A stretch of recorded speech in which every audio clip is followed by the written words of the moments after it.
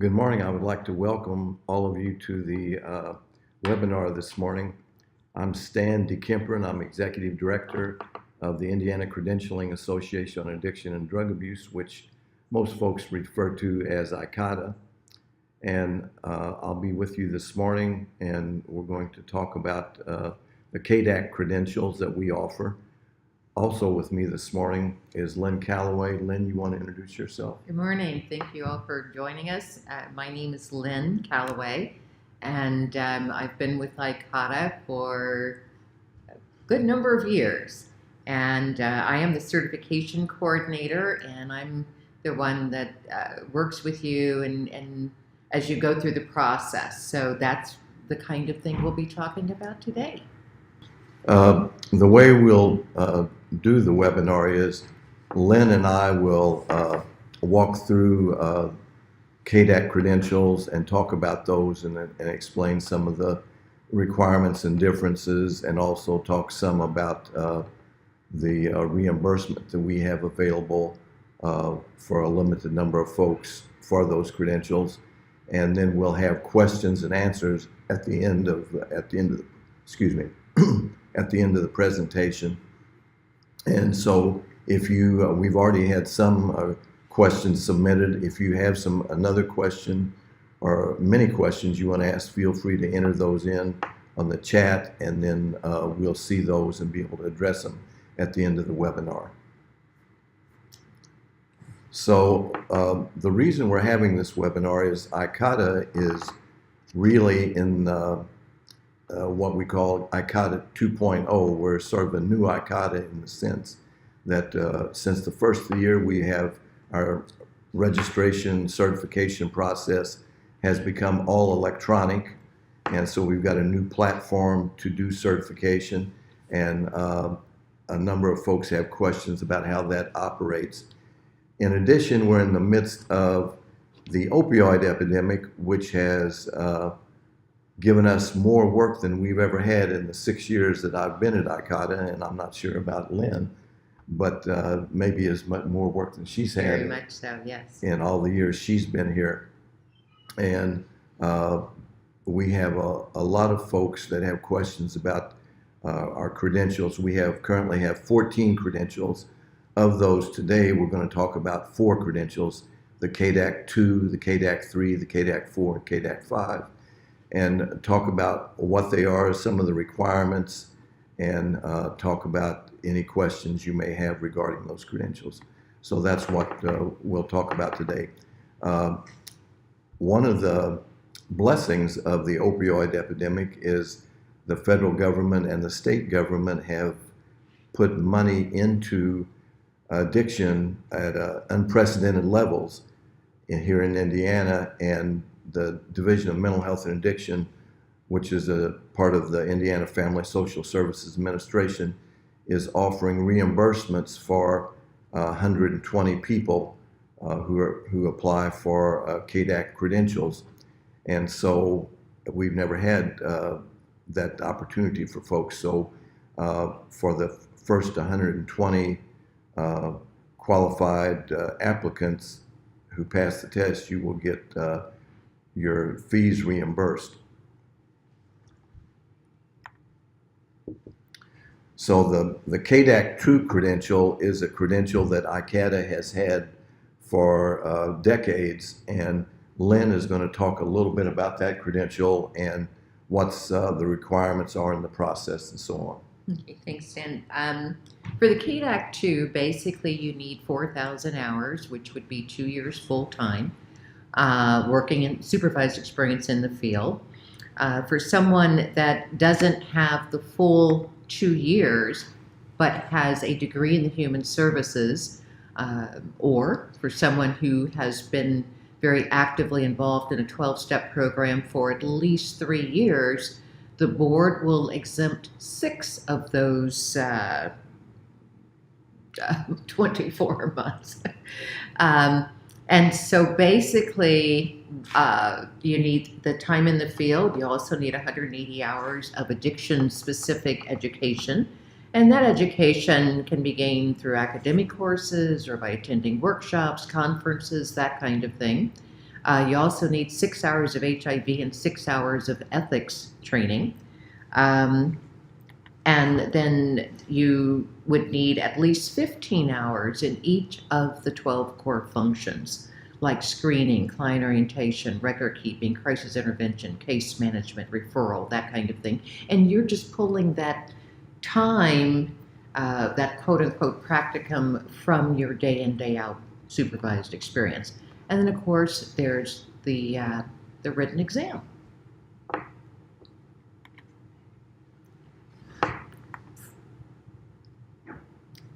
Also, I missed something here. You also need to be living or working in Indiana at least 51% of the time. And that's to allow this credential to be a reciprocal credential. So your first step in terms of pursuing certification, once you have met those requirements, would be to go to our website, icaada.org, and at the top there's tabs. Click on the tab that says Credentials, and a list will open up on the left-hand side, and then you just come down and you click on CADAC 2, and that's going to whisk you over to our new certification platform, Certimi. And when you get to Certimi, you're just going to set up a user ID and password that you're going to remember. And then Certimi will immediately contact you via email and say, hey, did you do this? And you say yes, and you go back to Certimi, and your CADAC 2 application and all the related forms will be there waiting for you. Okay. One of the things I also wanted to mention about the CADAC 2 is the CADAC 2 credential is recognized by the Indiana Division of Mental Health and Addiction. It's also recognized by the International Credentialing and Reciprocity Consortium, which Icaada is the Indiana affiliate for the Icrc organization, and this credential has reciprocity in other states affiliated with Icrc and that offer this the CADAC 2 credential, which the Icrc calls ADC credential. So this credential is good outside of Indiana in about 46 states and 23 countries. Now, that's important to understand the CADAC 2 because I'm going to talk about the CADAC 3 next. And the CADAC 3 is a new credential that we have developed and just offered since the first of the year. The CADAC 3 credential is recognized by the Indiana Division of Mental Health and Addiction, but is not reciprocal. In other words, it is not good in other states. And for some folks, that's an important distinction. Other folks may not care about reciprocity with other states. So the CADAC 3 is good only in Indiana.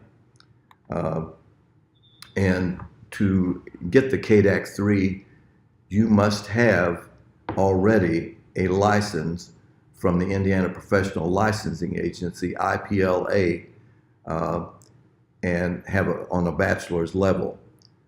And if you do not have a license from IPLA, you are not eligible for the CADAC 3, and that's really the big distinction between the CADAC 2 and the CADAC 3. Education requirements, you've already met, if you have a license, you've already met the experience and education and training requirements, except you may not have 90 hours of formal training in addiction, treatment, addiction counseling, etc. And that is required. You will have to document 90 hours of education or training for this CADAC 3 credential. You also need 6 hours of specialized training in HIV and 6 hours counseling ethics training. So those are the requirements for the CADAC 3 in terms of education. You also must pass the Icrc ADC test exam, which is the same exam that is used for the CADAC 2. So you might say the difference between the 2 and the 3 really is that for the 3 you have to have a license from IPLA in the mental health, behavioral health arena. And then you also would have to sign the Icaada Professional Code of Ethics. If you have any questions, again, I would like to encourage you to ask questions about on the chat board, any questions you may have about the credentials. For recertification, like all our credentials, pretty much you're required to have 40 hours in the next 2 years of continuing education related to addiction counseling, and included in that 6 hours of ethics and 6 hours of HIV. And again, you need to be employed or reside in Indiana at least 51% of the time. And again, for the registration process, Lynn, you want to say anything? Repeat that about the registration process. Sure, yeah. Again, when you're looking for to begin the process, you always start with our website, icaada.org. And as I said before, there are tabs at the top, and then just click on the certification tab, or credential tab, I'm sorry. A list will open up on the left-hand side, and then you just come down, click on CADAC 3. And again, what that does is takes you over to Certimi so that you can actually start the certification process. You'll enter a user ID and password. They'll contact you via email, and then you come back and everything is there. And I think from the feedback I'm getting, I think most people are happy with the Certimi process. It is a lot different, especially those of you who were certified some years ago, maybe CADAC 1 or the 2, and now it's you got the paper and filled out all the forms and sent them back. But really what you're going to find once you begin the process online is that it goes pretty quickly. And so I've been telling people, I think that the bulk of your time in terms of completing the application is going to be getting your documentation of education scanned into your computer and saved as a document, so that you can upload your certificates and transcripts, etc. Did you want to talk about, at this point, the CADAC 4? And the 4 requires 6,000 hours, or 3 years in the field, 270 hours of education. Again, the practicum remains the same, where you show where you're extracting that quote-unquote practicum from your day in, day out routine, and you are showing, again, at least 15 hours in the core functions. The exam required for the 4 is different than the one that's required for the 2. And the exam for the 4, I feel, is really skewed more toward those who are in administrative positions. Not necessarily, but you're going to find that there's a lot more questions about directing your staff, et cetera, as opposed to drug interaction, let's say. So it's very much a different exam. And I do want to mention that the CADAC, just pointed out that I've missed something very important. That's passing the exam. You've got to pass the Icrc exam. Of course, with both the 2 and the 1 and the 3 and the 4 and the 5, you've got to, ascribe to a code of ethics. So that's all electronic as well. For those that decide to go for the licensed addiction counselor credential, the exam that you're taking is CADAC 2. I'm sorry, it's the same as the one you're taking for the CADAC 2, and that would be the ADC exam. And for those of you who opt to go for the LCAC, the Licensed Clinical Addiction Counselor licensed by a professional licensing agency. That is our AADC exam. But, it means that if you have a CADC2 and go for the LAC, you don't have to retest. And the same thing, if you've got a CADAC4 and decide to go for a licensed LCAC, again, you don't have to sit for the exam again. And the way the IC and RFC exams are, once you pass it, you never have to take it again. So for whatever reason you're going for a different credential, if it requires the same exam, you don't have to take the exam. Once you pass it, it stands for all other licensures or certifications. I want to mention also that also required for the CADC4 would be 6 hours of HIV, 6 hours of ethics training. And again, that can be our trainings, it can be online trainings, but we would need that. Also, in terms of renewal, it is the same. The renew the 4 is the same as renewing the 2 or the 3 or the 1. And that is, you do need 40 CEUs gained after you were either first certified or last renewed. And of those 40 CEUs, you do want to make sure that you repeat the 6 hours of HIV and 6 hours of ethics. And again, for the CADAC 4, you would need to live or reside in Indiana 51% of the time. Lynne, do you want to say anything? You feel like you covered the registration process? For all of these credentials, again, it's going through CERTIME, getting comfortable with that.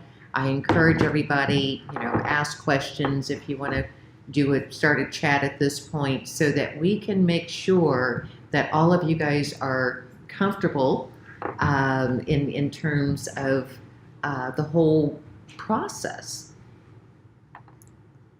Okay, now we'll talk about the CADAC 5. The CADAC 5 is our second new credential, new certification, and the CADAC 5, to get that you need a master's or a PhD level license recognized by the Indiana Professional Licensing Agency. It is not good in any other state except Indiana. The 5 was created for folks that are doing addiction work, have a license in a mental health field, social work or whatever, but don't have an addiction credential. And so this is a way for someone who's got a license doing the addiction work, which we have a number of those folks, because of the shortage of addiction counselors around the state.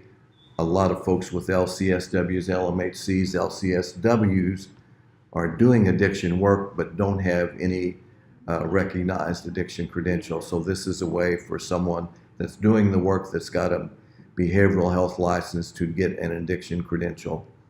The education requirements: minimum of 80 hours education, training in addictions, treatment or counseling, and again 6 hours of HIV, 6 hours of counseling ethics are education requirements. And again, for the exam, you have to pass the AADC exam and also sign the Icaada Addiction Professional Code of Ethics. Recertification, as with the other credentials, is 40 hours in the 2 years in between your initial certification and your renewal, and should include 6 hours of ethics, 6 hours of HIV. And again, employed in Indiana at least, or working in Indiana, or residing in Indiana at least 51% of the time.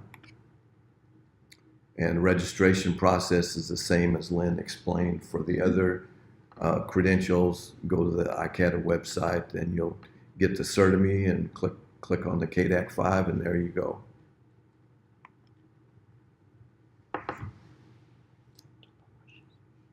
So at this time, we're going to answer questions, and we have some already written out, and I will refer to those in just a few minutes. But first, before then, the one question is, does the IPLA license need to be in addiction? No. It's the IPLA license is for the CADAC 3 or CADAC 5 are designed for folks that do not have a IPLA addiction license, but have an IPLA behavioral health credential in mental health, social work, marriage, family, whatever it may be. The next question is, I got knocked off the seminar. I'm getting a warning sign from Google. Tell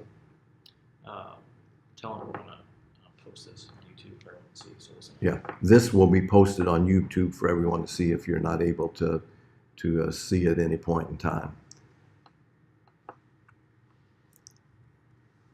The question is, does any of this apply to a person that has a LAC? If I will just speak for myself, my opinion, if you have an LAC, you would be eligible for a CADAC 2 or CADAC 3. We currently have some folks that have an LAC that continue to carry the CADAC 2 credential because the LAC does not have reciprocity in the sense that a CADAC 2 does. And the CADAC 3, if you've got an LAC, I wouldn't see a need to have it. Some people may want to have it. We know some folks, Icaada members, who like to have our credentials and want to have the highest credential from us they can get. If you wanted to get it, you could, but in terms of advantages, benefits, I'm not sure, other than knowing you got the highest credential that you could get, any other benefits. Is there an internship requirement for the certifications? For the 3 and the 5, the practicum experience required for your license meets the requirement for the 3 and 5. For the 2 and 4, Lynn, you want to speak to that? Yeah, thanks, Stan. When I think in terms of internship, I would say no. The reason I'm saying no, as it being a requirement for the 2 and the 4, is that in actuality, one doesn't really need a degree in order to get the 2 and the 4. So when I'm thinking internship, I'm kind of equating it to an academic situation. Basically, again, for the 2 and the 4, what you're doing is, as long as you've got the supervised work experience and you've got the required number of hours, whether 2,000 or 4,000, you're fine. So a practicum is not required then? Correct. Okay. Right. We do use the term practicum, but it's strictly meaning it's okay to extract it from your day in, day out routine. Can you apply for, another question is, can you apply for a CADAC 5 with an associate license in CMHC? And I'm assuming that means an associate license for LMHC, maybe? Not, because the CMHC, that's the abbreviation for a community mental health center. So if you mean a LMHC associate, yes. And then the last question, does the CADAC 5 have reciprocity through ICRC? No, the CADAC 5 does not have reciprocity. It's an Indiana-only credential.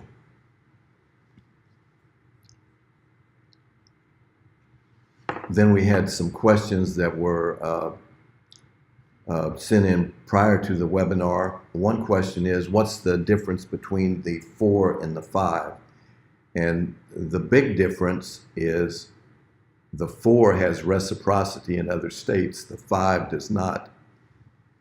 Of course, the requirement for the 5 is that you already have an existing license from IPLA or recognized by the IPLA, and that would be a requirement as well. some people that have a 4 wonder should they get a 5, and you would need a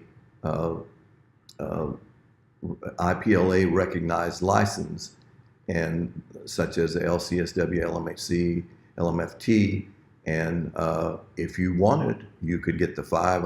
I'm not sure what the advantage would be over the 4, but you could. Another question is, what is the turnaround period in the application acceptance, signing up for the exam, insurance, issuance of the credential? Lynn, you want to speak to that? Sure, that's kind of a rough question, but it's a great question. The turnaround time, the goal is to be able to receive your information online, have you get registered for the exam, take the exam based upon the dates that are available, and then having the portfolio that you've submitted reviewed and approved. And once it's approved, your certificates are there immediately. Keeping in mind that this is a very new process for us, we are still training the certification reviewers, and so we are getting better and faster. But I do want to say what we want to do is when you get to CertiMe and you upload your documentation, fill out your application, etc., please give me a call when you've done that and after you've paid your testing fee. Right now, the CertiMe platform states that you will be contacted, and so what we do need for you to do, at least right now, is for you to give me a call.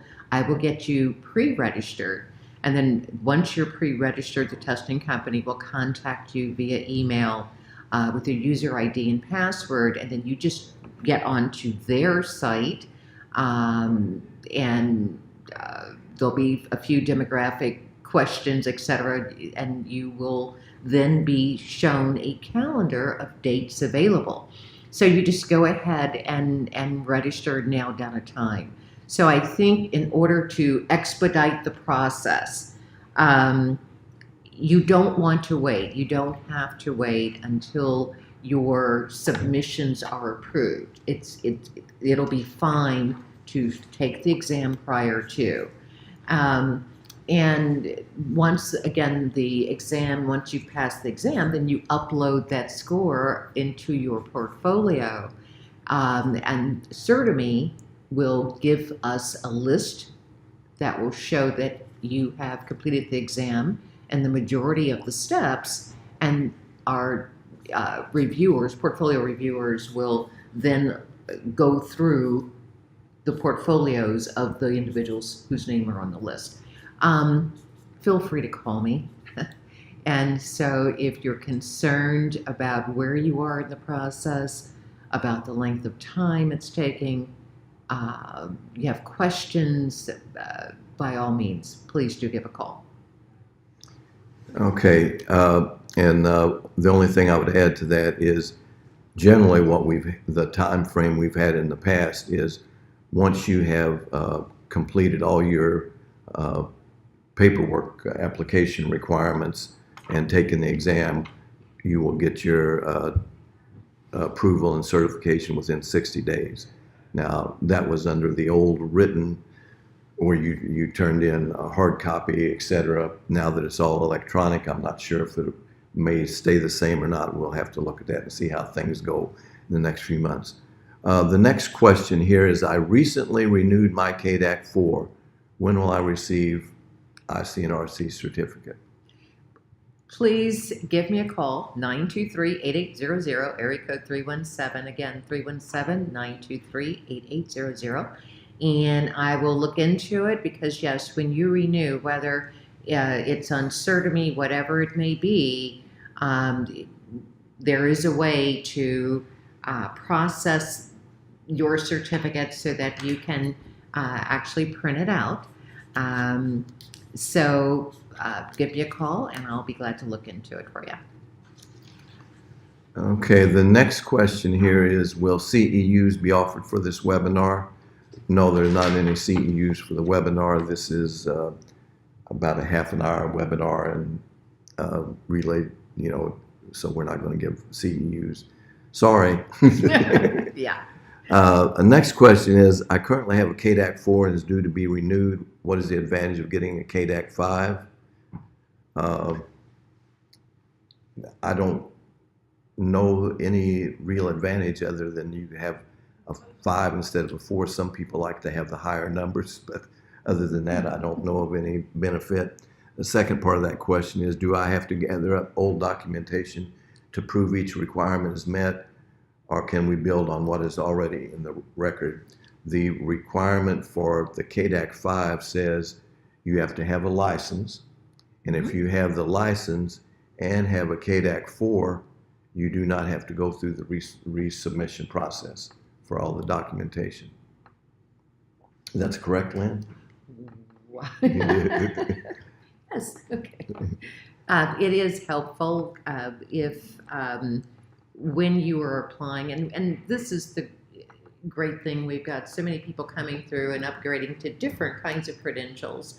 And so if you could go ahead and do an application and submit things, keeping in mind that the reviewers are really pretty much going to be able to kind of look at their screen and review and won't necessarily be there in the office to pull your old paper portfolio. So it is helpful, Stan, if they can do stuff. Okay.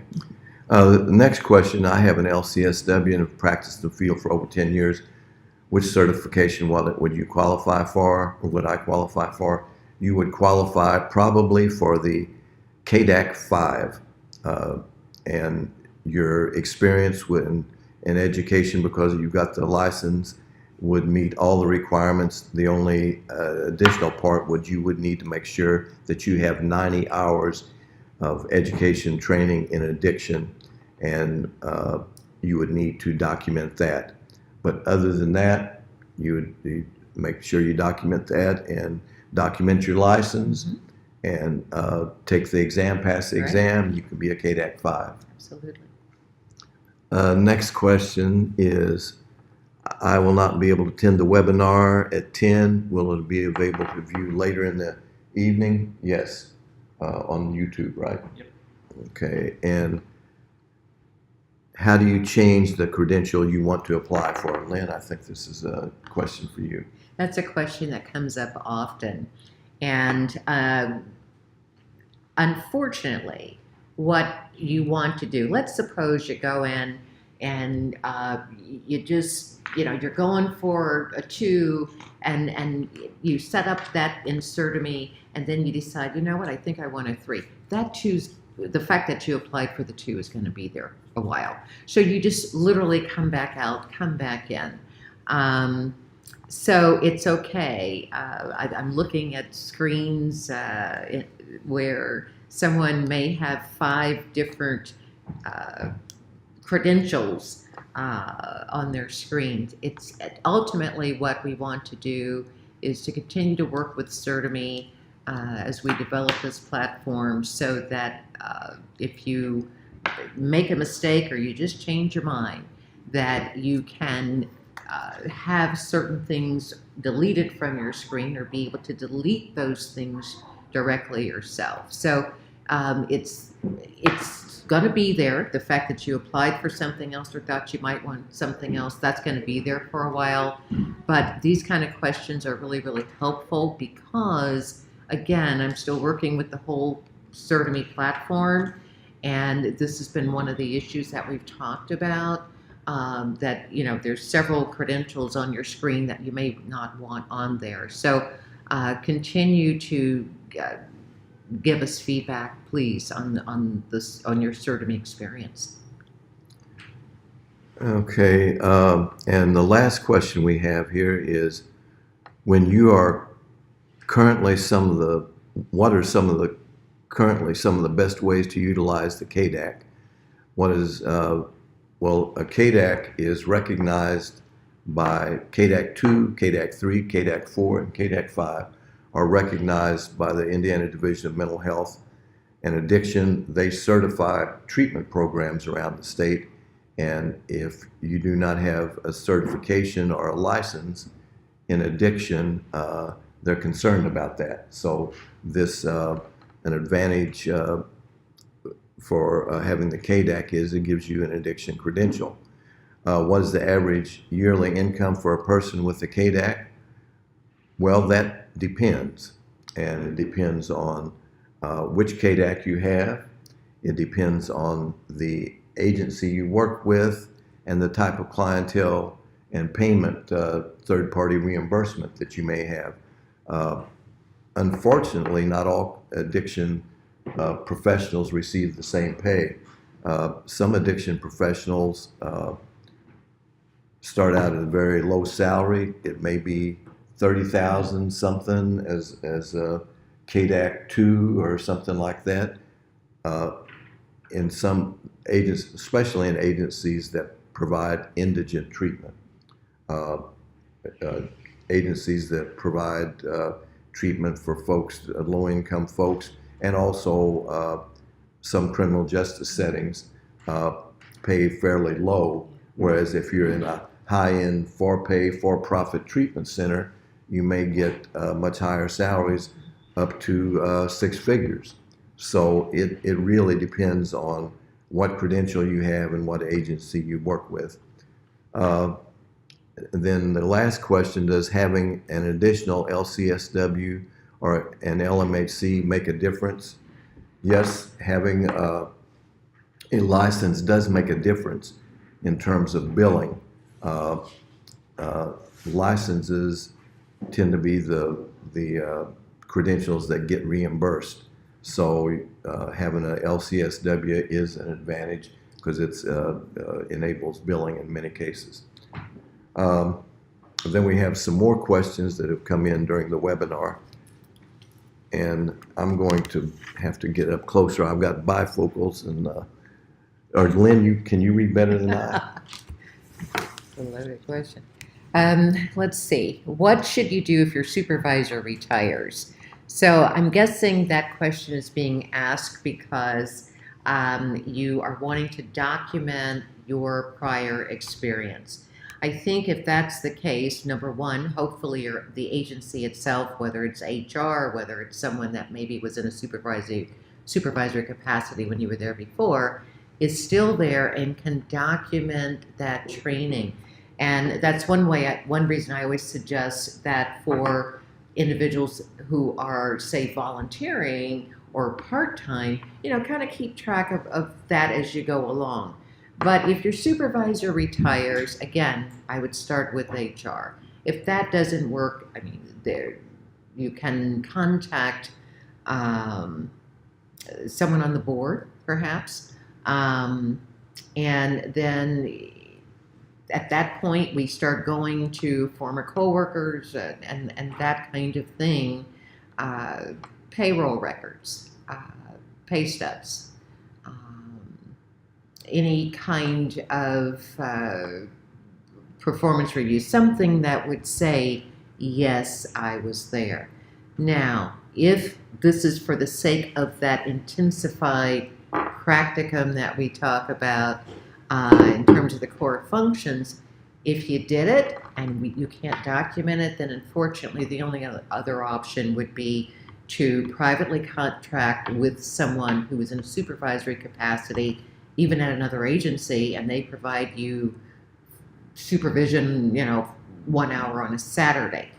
We have to start getting creative, but normally we can pull together the documentation.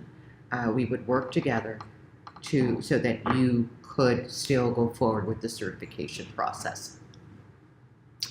Okay, next question. The Cmhc mentioned above is probably for certified clinical mental health counselors and is a certification granted from NBCC. Would it make sense for someone expected to get a CADC 5 to get a 4 in order to have reciprocity. If you wanted reciprocity, yes, that would be if that's something important to you. The 2 or the 4 are your reciprocity credentials. See, next question. I am planning to take the test for CADC 2. Where can I find test prep information? Great question. Couple of things. One is there's a website called readytotest.com. Again, readytotest.com, and they sell study guides. You can take a look at that. You can go to the Icrc's website, and they have there's a state or two that has developed a study guide that's available, and you can access that through the ICNRC's website, or it may be under internationalcredentialing.org. And that's going to be fine since that state is also a member of the consortium. It's the same exam. Another thing you may want to try is taking a look at SAMHSA.gov. That's the government's website on addictions. Take a look at their treatment protocols, particularly Tip 21. And I think another kind of way organically would just be to type in the different core functions. Google them and take, you're going to get, hundreds and hundreds of websites if you type in something like addiction counselor referral, and take a look at the different websites and kind of compare. That's how I would prepare. Did you mention the ICNRC candidate guide? Major oversight, yes. There's an ICNRC candidate guide that gives you the categories of the exam. And also they have a sample exam that you can take. I think it's like 10 or 15 questions. And they also have an actual practice exam. And the practice exam, again, gives you a good overview of what's on the test, and the cost is $49. Thanks, Dan. Next question. I am planning to take the test. We talked about what the study, what the prep information is, and then the second part of that is, are there any study groups? Unfortunately, I'm not aware of any structured study groups, so it would just be whatever individuals working together decided to do. But to my knowledge, there are no structured groups. Okay. That all our questions? Well, thanks everybody for joining us. And again, give us a call, 317-923-8800 for other questions. And I do have a couple of things I want to add. One is if you're interested in getting your certification reimbursed, we need to complete your paperwork by April 19th. And again, I'll say that April 19th. The DMHA is offering this through April 30th, and we need to get your paperwork in by the 19th so that we can review it and see if you meet the qualifications so we can get you approved and so on. So you need to get busy if you're interested in getting reimbursed. In terms of training, if you do need some training for your credential, whichever credential you're interested in, Icaada does offer trainings as well, and we have an HIV training this Friday that has I think about 5 seats left in it if you need the HIV training, and then we have an ethics training available on April 26th, and you can go to our website and click on training, and you can see those trainings and sign up for them. The 2 trainings I mentioned are also at a discount rate courtesy of DMHA, the Division of Mental Health and Addiction, and those trainings only cost $10 a piece. So it's an opportunity to get some basically free training if you're interested. I'm glad, Stan, you mentioned about the the reimbursement for the CADACs. Please, if you are wanting to be part of the potential reimbursement, give me a call if you would. I know it can be difficult with the, get through on the phone line sometimes, but call the 317-923-8800 number. Please give me a call. I'm reserving some dates for those of you who are out there who want to take the CADAC test this month. So again, please call me or call Stan, 317-923-8800. Okay, and that is going to finish up our webinar. I would like to thank all of you for tuning in. We really hope we can get some of you certified under the DMHA reimbursement. If not, these credentials will continue, but you will have to pay the full price. The full price for these is $200 for the certification, $200 for the exam, and if you're not an Icaada member, $125 for Icaada membership. So if you needed all three, certification, exam, and membership, it would be $525 would be the cost. And again, if you get your paperwork and your exam done, you could get that reimbursed. If not, that would be your cost. The only other thing I would say is, again, this is Stan DeKemper, Executive Director of Icaada. With Lynne Calaway, Certification Coordinator. And we would encourage you to go to our website, www.icaada.org, and look at all the things, the trainings, the certifications, and so on we have on the website. Thanks for joining us. Bye.